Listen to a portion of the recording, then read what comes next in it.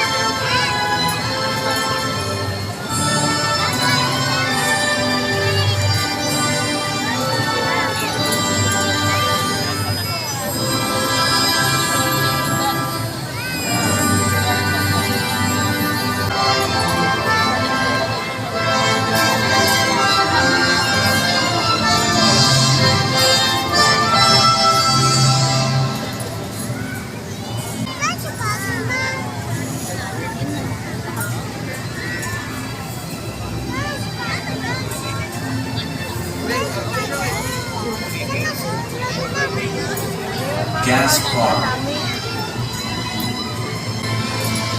for the King of Kings.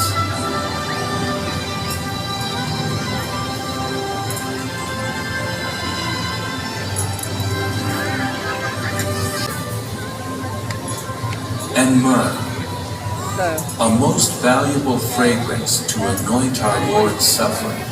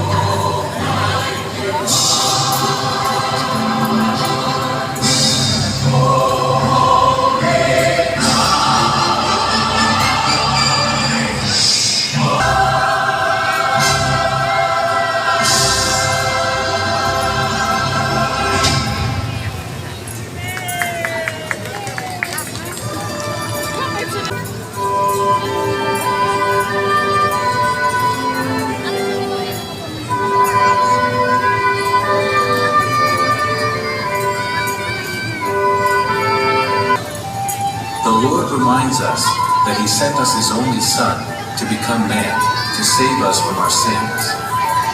That even through trying times of suffering and hardship, we should reach out in prayer, be kind, and love one another. COD's Christmas on display. Just as the wise men brought and gave most precious gifts, we too can do the same by giving the precious gift of ourselves, our time, our talent, and if we can, our treasure. We hope this short story reminds you all of this precious gift from our Lord, and may it inspire you to always be good and kind to one another. Have a merry and blessed Christmas. From all of us at the City of Firsts. Alright.